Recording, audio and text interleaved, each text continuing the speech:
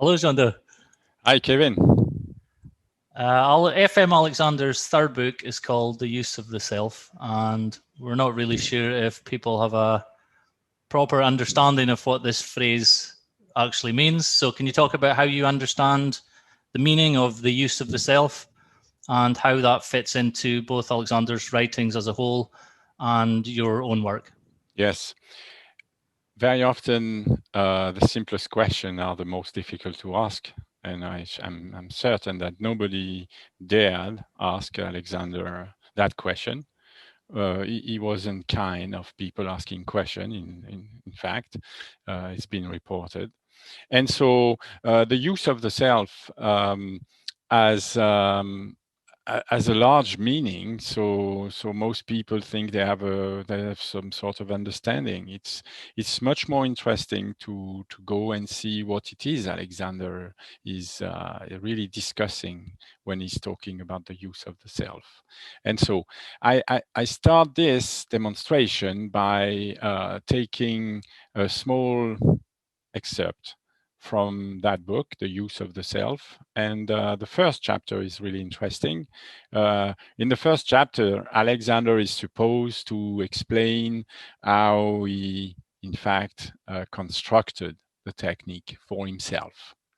So this is very, very interesting for me because as I teach without hands, Alexander developed his technique without being manipulated in any way. So from the start, I was very, very interested by that first chapter. It's called Evolution of a Technique. And I'm going to show you one of the last paragraph of that chapter. It's quite interesting to start with the end of the chapter for us, because when we want to get a clear idea of the meaning Alexander gives to the use of the self, not the meaning his followers gave to that idea, because after a while it became a very broad concept. So broad that you can put anything in it. It's like the largest bag. You can put everything in it, and then you can't sort things out. It's much better to have a clear definition. So to start with, we have this. So let's see what Alexander has to say. And for me, this chapter I'm opening, I will call it the reasoning direction of one's own use. And you will see that it is explained in this first excerpt. As the readers knows, I had recognized much earlier that I ought not to trust to my feeling for the direction of my use. But I never fully realized all that is implied, namely, that the sensory experience associated with the new use would be so unfamiliar and therefore feel so unnatural and wrong that I, like everyone else, with my ingrained habit of judging whether experiences of use were right or not by the way they felt, would inevitably balk at employing the new use. This meant that all my efforts up till now had resolved themselves into an attempt to employ a reasoning direction of my use at the moment of speaking, while for the purpose of this attempt, I was actually bringing into play my old habitual use, and so reverting to my instinctive misdirection. Small wonder that this attempt had proved futile. So when I read this passage, there are a few ideas that spring to mind. There is, the first one, I want to make sure that you understand that when Alexander is talking about reverting to his instinctive misdirection, he is not confronting a reasoning direction with instinct, with some sort of somatic knowledge that is shared by a race. We don't share somatic knowledge. We don't have a somatic knowledge when we are born. When we are born, we are absolutely incapable of making any, well, concerted action whatsoever. Everything for the human being has to be learned. So when Alexander is saying that instead of following a reasoned direction of his use, he was reverting to an instinctive misdirection, well, it would have been much better not to say instinctive, but to say simply habitual, because habitual means learned. You learn how to sit down, you learn how to, for example, we will see later, how to wear your shoulders, how to organize the torso when you're sitting. This is something that is learned. And so when Alexander is in fact comparing or confronting instinctive direction of use and reasoning direction of use, I think is talking about what we do habitually without thinking much about it. While reasoning is a completely different matter. When you start to reason, you are in fact, and we will see, we are thinking about mechanisms with different parts that are moving, and these movements are creating the functions or the difficulty in functioning of the system. So Alexander is clearly explaining at the end of the chapter that his intent, why he created this technique for himself, was to replace the habitual direction of his use by, well, a new direction. And that new direction, he states that it's a reasoning directions, an attempt to employ a reasoning direction of my use. And at that stage, it's just the last page, it's near the end of the evolution of the technique. At that stage, he's talking of an attempt because he's just discovered at the end that, in fact, at the very moment when it was necessary for him to coordinate and concert the different movements of the mechanisms, if in fact, in order to do so, in order to check whether he was really doing what he thought he was doing, he in fact reverted, well, to feeling. He reverted to the habit of judging whether experiences of use are felt as right, are judged by what they feel. And so he discovered that he had to change that fundamental tenet that in order to improve his use, he needed to make his use reasoned. And for that, he had to go all the way right to the moment of performing an action. That is, well, finding a way not to feel if he was performing the action correctly. So when we discuss this, I am making exactly the same mistake as the one I stated earlier, is that I have started to discuss use, and use, or the use of the self, is not yet defined. I am preparing the conversation, but when I'm preparing the conversation, my employment of the word use is the same as all other teachers. I assume that people understand what I say when I say use.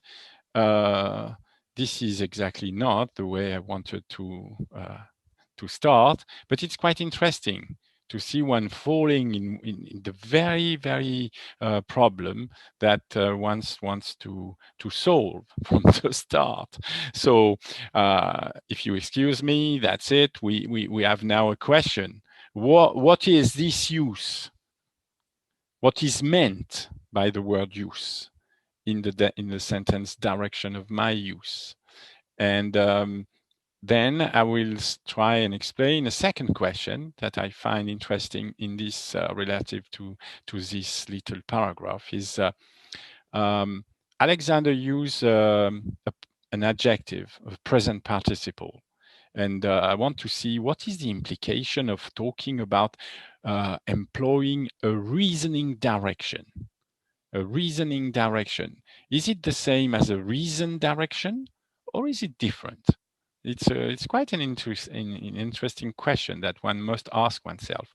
Well, as I am not an English speaker, of course, it may be possible that I'm missing some shades of meaning here. But if that is the case, I hope that the listeners will write to me to explain where I missed, or how I could enlarge my understanding.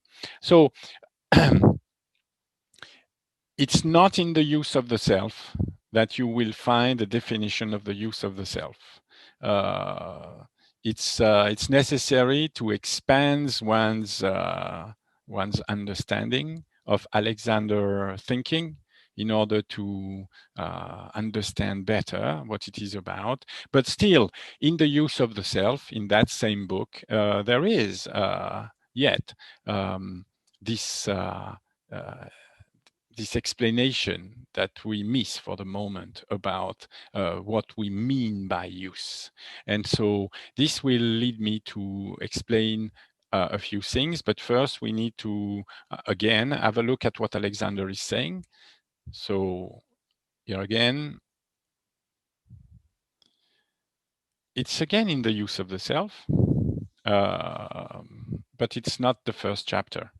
It would have been better to define use in the first chapter, because many people have read the first chapter extensively and then left the rest aside.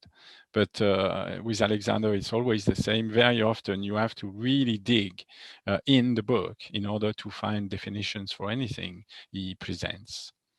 So now, if we are to understand the means whereby principle on which the teacher adheres to the idea of unity in the working of the human organism will base his teaching method, we must recognize that the attainment of any desired end or the performance of any act involve the directions and performance of a connected series of preliminary acts by means of the mechanism of the organism, and that therefore, if the use of the mechanism is to be directed so as to result in the satisfactory attainment of the desired end, the directions, orders for this use must be projected in a connected series to correspond with the connected series of preliminary acts. In this sentence, not only does Alexander explain the use of the self, the use of the mechanism, but he also explains what he means by a reasoning use, a reasoning direction of the mechanism. So we have here an idea of the human organism in activity. That is, to obtain any form of posture, any form of gesture or movement. It is clear that for Alexander, many parts have to be moved together.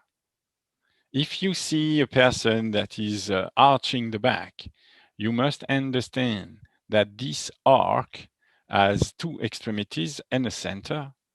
And of course, if you see the torso as arched, well, it means that the movement of the center part is obviously different from the movement of the two extremities. As a result, you get an arc. This is the use that Alexander is talking about. He's talking about the use of the mechanism which has parts that are moving relatively one to the other.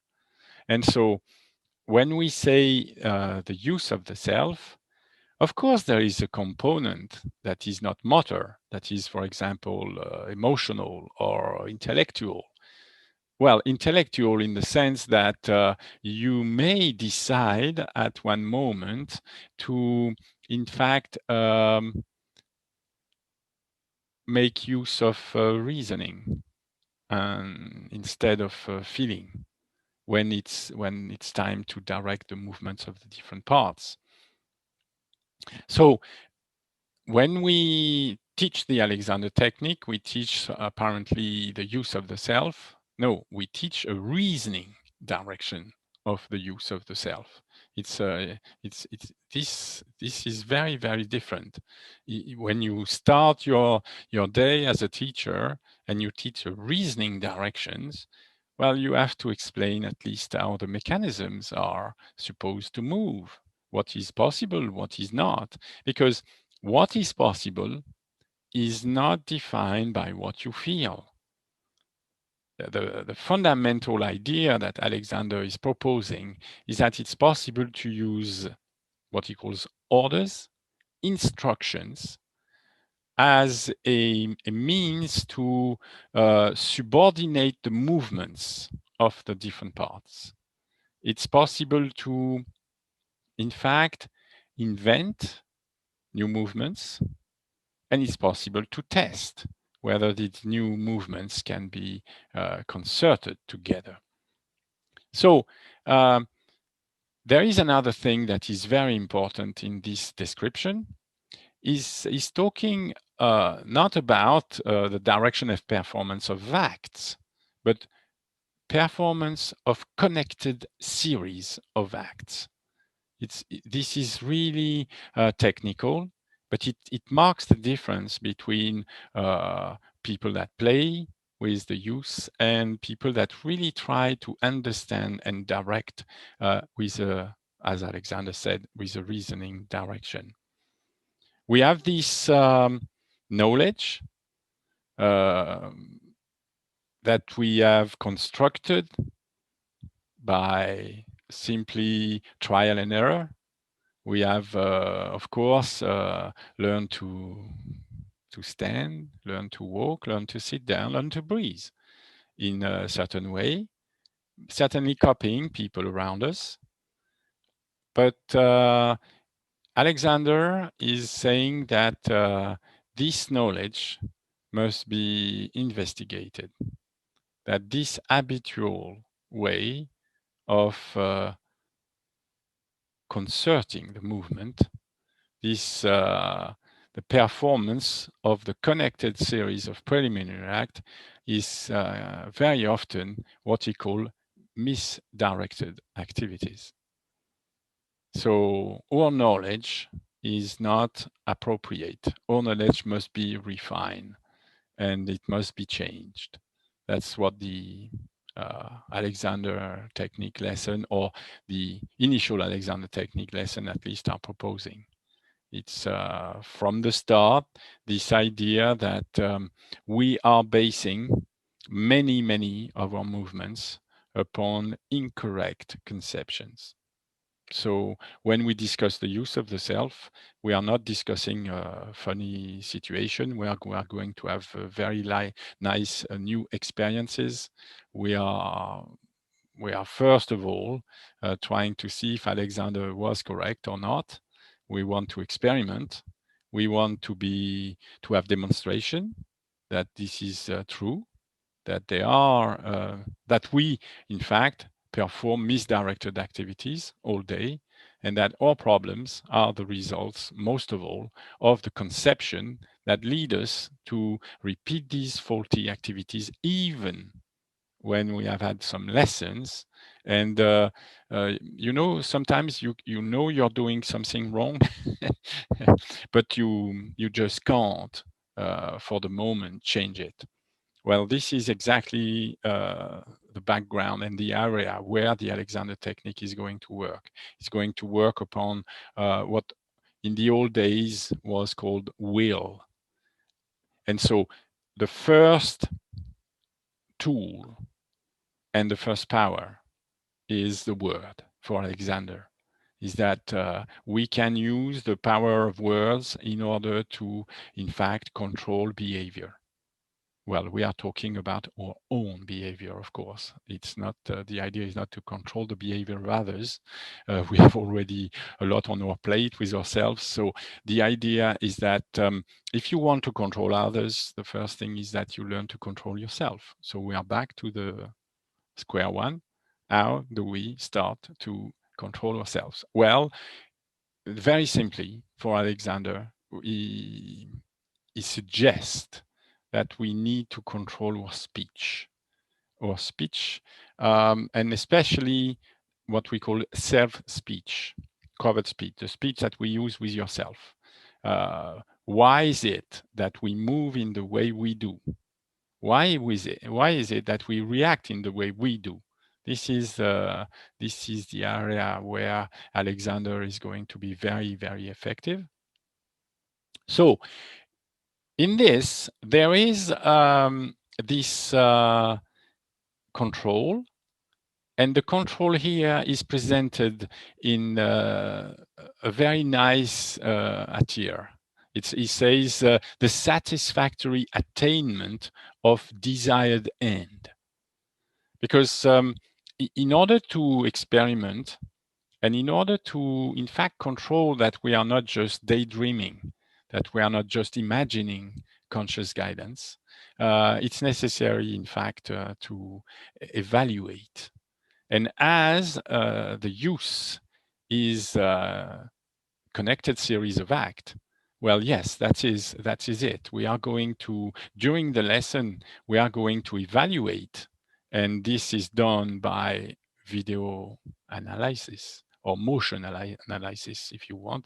We want to be able to, in fact, ascertain that without feeling anything, that we are clearly following a reasoning direction of one use. That is, we are clearly performing movements according to the instructions we have given before. In that sense, we can say that we have a reasoned direction of our use. It's only because we have the proof of the movement that we can perform, or the movement you will see that we can, in fact, stop, refuse to perform, that it is possible to say that we are gaining some reasoning direction of our use. So this is better to start, in fact, very, very important definition. This is better to have a good ground and to think that, okay, when I say the use of the self, I mean the use of the different movements, of the different parts. And from there, you can start to wonder what it is Alexander is talking about when he says a connected series of preliminary acts. Because for many people, they do not realize that in order to obtain any sort of position, you need to, in fact, perform different movements with different bony parts, we call levers, at the same time. The question comes very often, why is it that in the conscious guidance and control lessons, we are asked to perform movements at the same time? Well, it's just because when, for example, a person is sitting, you see not one movement, you see, or you can learn to see how many movements are involved in the performance of that gesture from the start to finish. And when you want a reasoning direction of that gesture, well, of course, it's necessary to understand that the different parts of the torso are going to move at the same time. So if you want a reasoning direction of the mechanism of the torso, you must learn to direct the movements of the different parts of the torso at the same time. That is what we call a connected series of preliminary acts. They are connected because they well concur to produce a general shape for the torso and arms, for example, but they are connected also in the sense that for all intent and purposes, they happen at the same time when we watch a video. When the person is going to sit, we can stop the image at any moment and say, you see, it's absolutely obvious that the middle part of the torso has gone faster forward, for example, than the top of the torso. These movements were occurring at the same time. Apparently, the speed of each was different. As a result, it's absolutely logical. We see that the person is shortening the torso. This reminds me of a very important phase in my learning. At the every end of term, I went to a school of a different branch of the modern Alexander technique, and because I wanted to test and also to discover new things. So I remember going to see Misha Magidov, which was from the McDonald branch. I was trained in the Carrington branch, and so every 3 months I would go and visit him, and I visited, and I think I was qualified. I had just been qualified. And so he asked me to sit and stand in front of the school. And he kept pointing at my torso and saying very loudly, you're pulling down. You're pulling down. They wanted me to go to sit. And as soon as I started, he said, you're pulling down, stopping me in my track. And so this went on for a few, I don't know, I have no recording of that. I mean, I have no video recording of that sequence. So it felt a long time that all the students in his school were starting to have a smile on their face, and well, it was noticeable. So after a while, I asked him. I said, "Well, it's nice and it's fine. You're telling me what I'm doing wrong, and this is I understand this is necessary, but could you be more specific? Could be because I don't know what I am doing that is making me pulling down."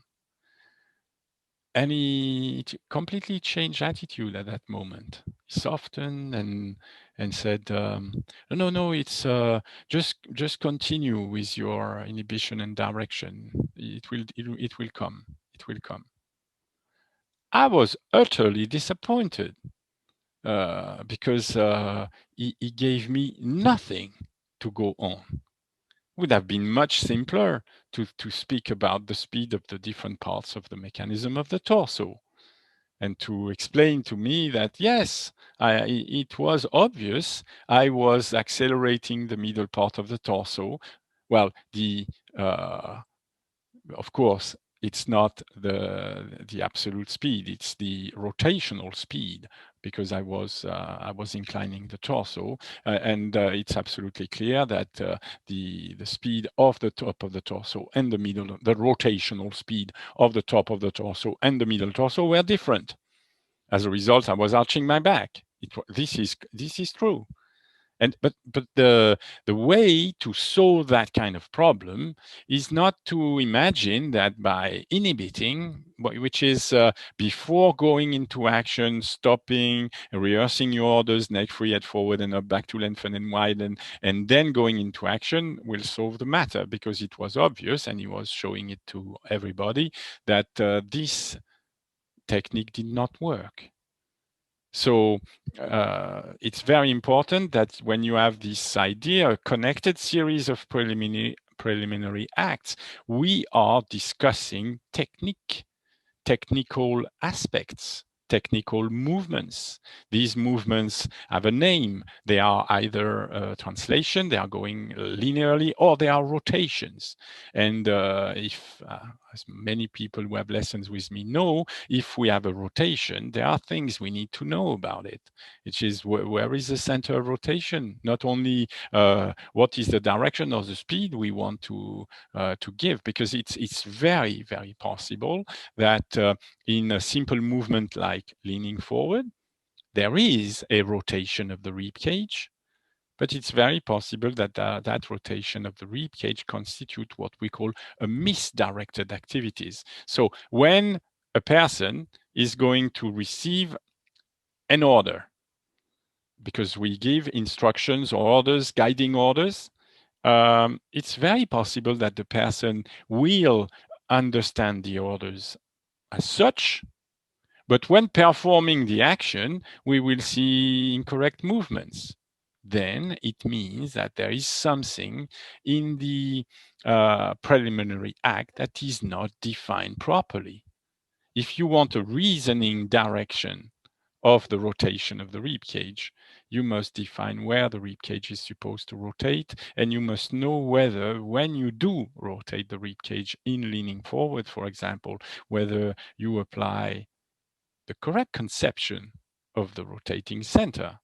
If you do not, well, as long as you don't change, you will have a misdirected activity.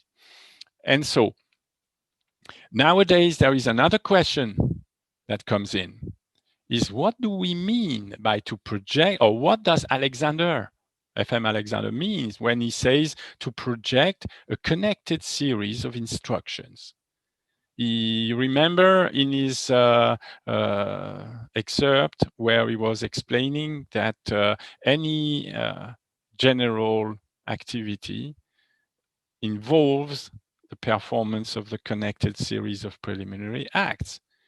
Well, he gave the solution in the end, and he said that we must project a connected series of instruction to match, so that all these acts, all these preliminary acts. So for me, preliminary acts is very simple. If you want to understand what it is to lengthen the torso, and you understand that the torso is a mechanism made of moving parts, well, it's absolutely obvious that the movements of the different parts have to be organized together at the same time, all together if you want.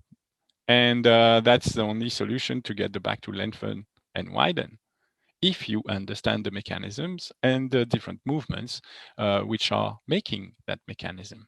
So what do we mean by project a connected series of instruction is a very big question. And this is, well, really the meat of the lessons of conscious guidance and control. I give lessons so that people start to project connected series of instructions. So what do we mean by that is quite important to start with. You can form an intention of movement. When you say it's an intention of movement, or sometimes Alexander used the term messages, send messages, project messages, you are supposing that there is going to be a delay between the order and the act. Without the delay between the order and the act, you get faced with the impossibility of projecting a connected series. What we mean by that is that if you receive an order, or if you give an order, it's the same thing, and you enter into action straight away, that order will be performed while the other connected parts are going to move in the way they move habitually, which means that the connected series is going to be made of a certain number of old movements and the new movements. This is not the connected series of preliminary act we have in mind. What we have in mind is that in order to improve the functioning of the mechanism, it is necessary that you change all the movements at the same time. You may not be capable or skilled enough at first, of course, because you start to refine all the movements perfectly. Of course not. But it's much better to start to direct your attention on all the movements at the same time, rather than, well, concentrating on one and leaving all the others to, well, fester and in fact create a misdirected activity. So the idea is to think, okay, if I do have an intention of movement in mind, I must have a second intention in mind, is not to perform it straight away. So Alexander is really asking us to improve our intellectual control. He's asking us to, in fact, start to use verbal instructions.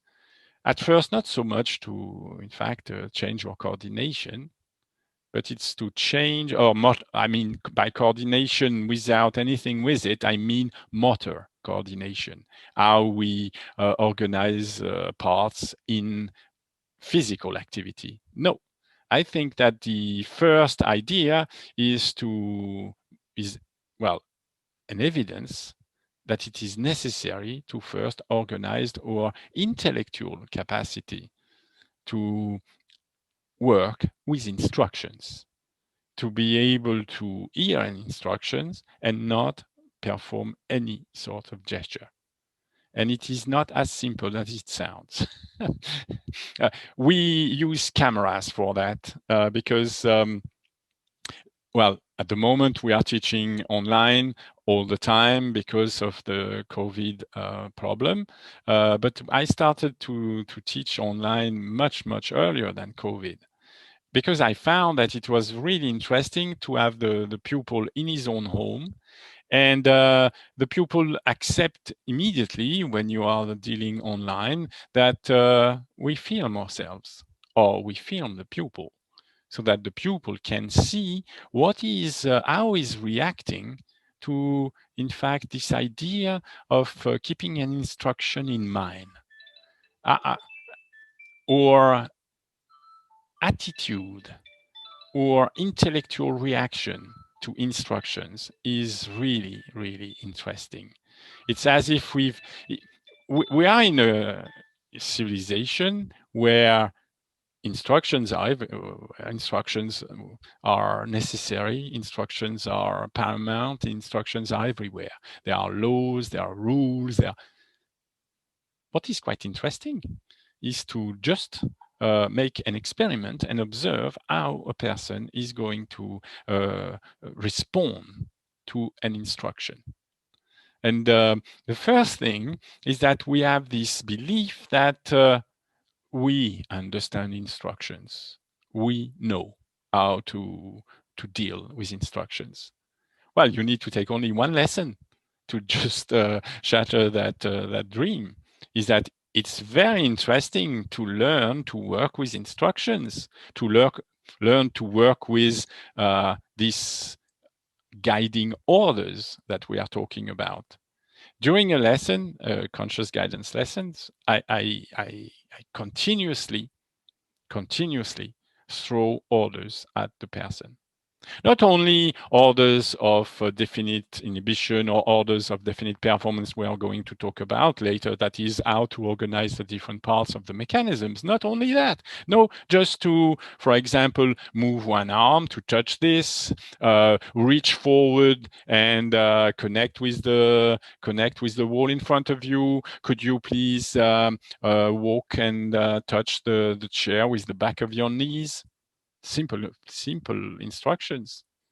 It's quite interesting to watch oneself receiving such instructions at first with well, a sort of incapacity to perform them. I know that many people are going to wonder if I'm telling the truth, but really it is, really. This has also been shown in culture by the, you've talked to me about the IKEA story, about how IKEA, where you buy pre-packed furniture that you have to build yourself at home, and it used to come with booklets full of many instructions explaining, and no one could do it. So now if you look at them, it's basically just some pictures, some diagrams, because they've had to spend more time and money refining the instructions to not include verbal instructions, because people can't follow them, even though we're all using words and reading and talking to each other all day, every day. It's amazing. Yes, it's amazing, but it's very important. It's a good example because the initial Alexander techniques takes the anti-IKEA posture. IKEA, well, didn't trust their customers, and it certainly was not their aim to teach. And so they decided, well, they can't use instructions. We are going to find another way. We are going to show images. Yes. Um, in the initial Alexander technique, we don't use images in this way.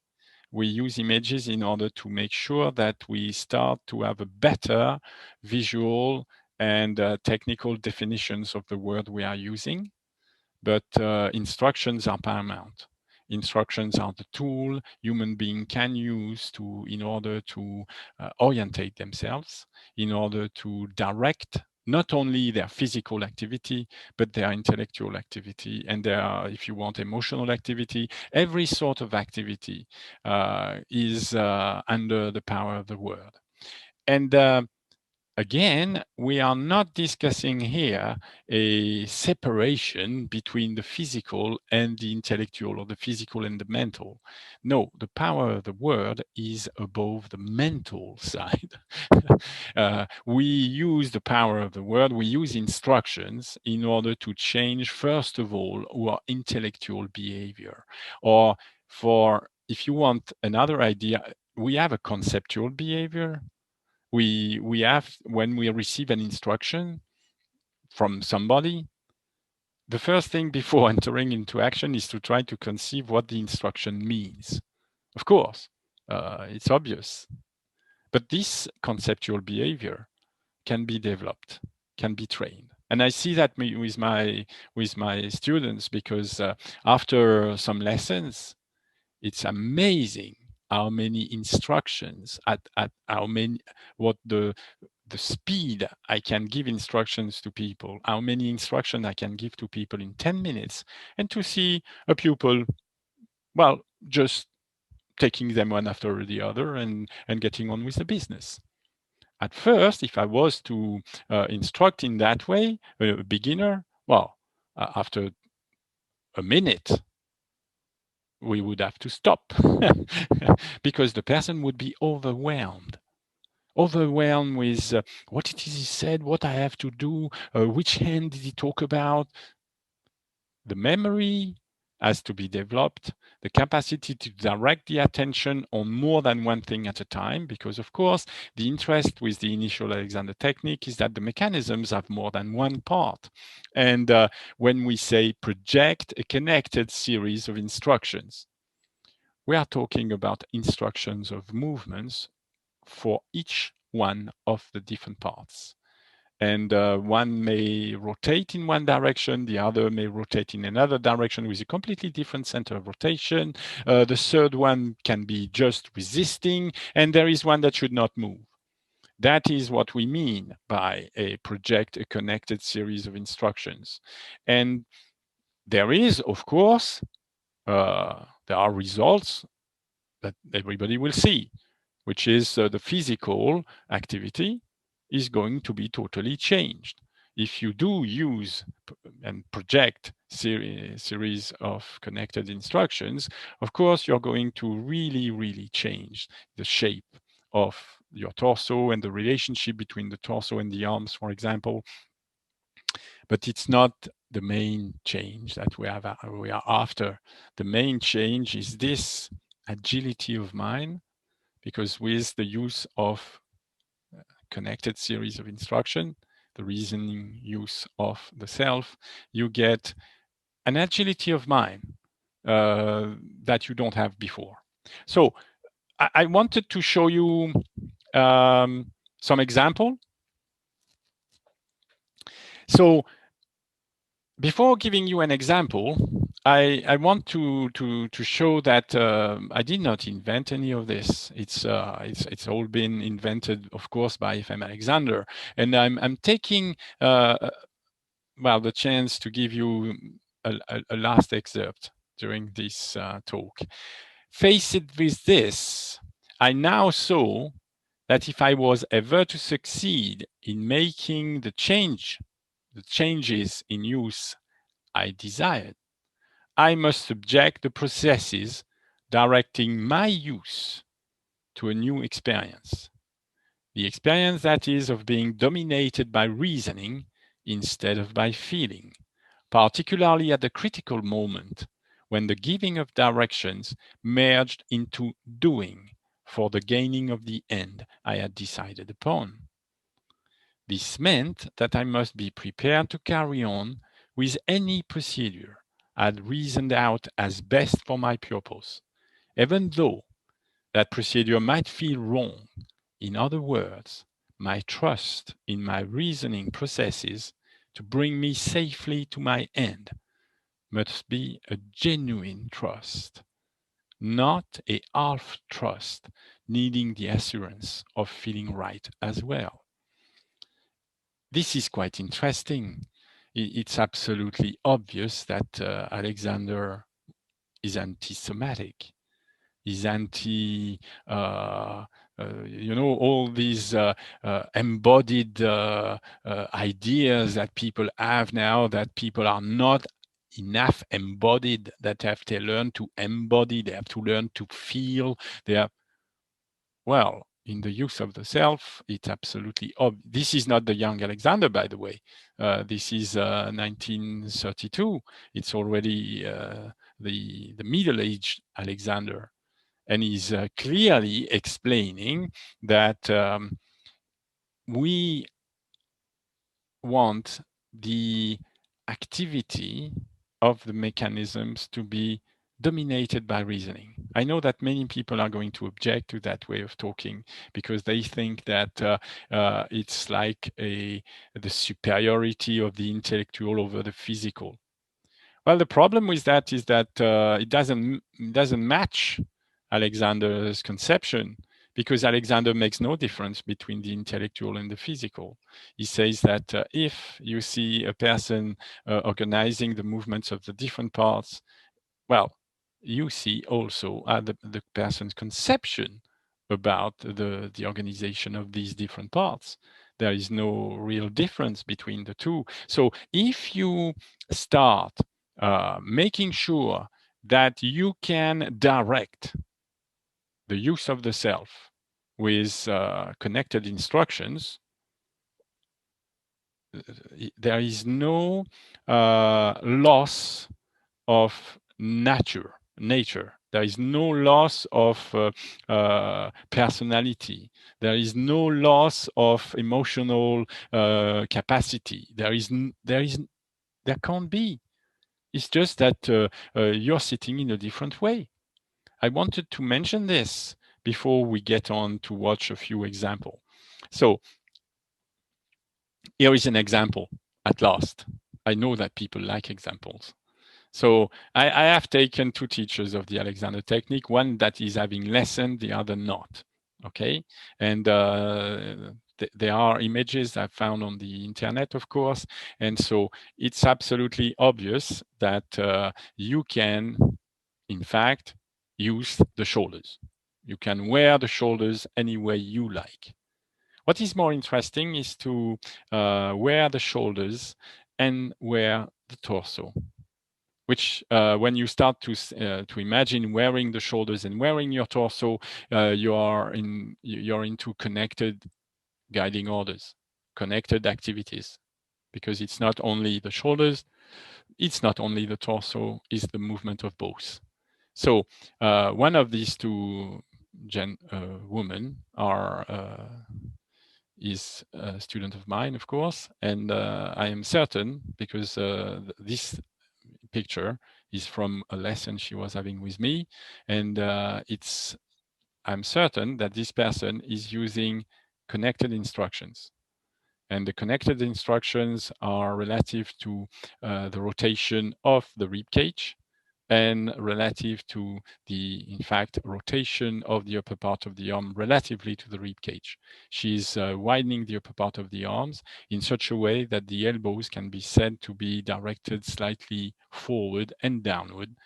All these directions of movements, we call new orders of movements, can be found in the chapter illustration of constructive conscious control of the individual. She's in fact performing something that is reminiscent of the procedure hands on the back of a chair. Why would we want to practice this procedure? Well, it's because it's a procedure that requires to direct the fingers, direct the wrist, direct the elbow, direct the upper part of the arm away from one another. Alexander clearly says that it's necessary to widen the distance between the upper part of the arm in such a way as to raise the torso with the arms. So it's using the arm to raise the torso. And one of these person is performing that, and the other is not. So the use of the self is completely different. One is certainly using feeling instructions. She wants the neck to be free, the head to go forward. She wants to be fluid. She wants to feel what most people are after at the moment is easier. She wants to feel easier somewhere. Well, there is a person in this picture that does not want to feel easier, or otherwise she would not have lessons of conscious guidance. Because when you practice conscious guidance, Alexander was mentioning it earlier, you cannot use the ingrained habit to judge experiences of use according to what they feel. There is a reverse idea that comes with it that I have in mind is that, well, in that case, you must be prepared to feel awfully wrong and to feel awfully bad when performing. And also, sometimes, and that's, I think, why I choose this image, because sometimes even the image that you're projecting to the world looks not quite right, not quite feminine, not quite great. And so instead of judging the experience according to what you feel, it's necessary to have a clear understanding of the mechanisms. And why is it that Alexander wants the person to have the upper part of the arm away from one another? What does he mean by lifting the torso with the arms or raising the torso with the arms? And so if you understand all that, then you can accept to not look so feminine, not be so nice and easy. Yes. And so the reasoning directions of one's own use, in fact, corresponds to certain rules, laws. And this is why I have shown a very little picture on the side.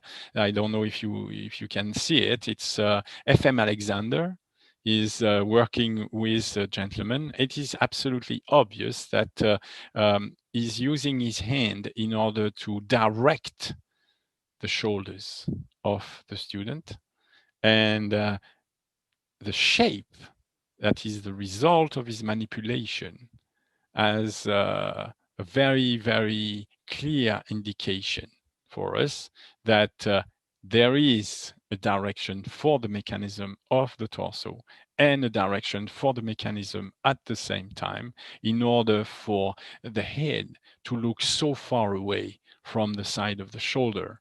Well, now I can tell you, the person that is having conscious guidance lesson is on the right.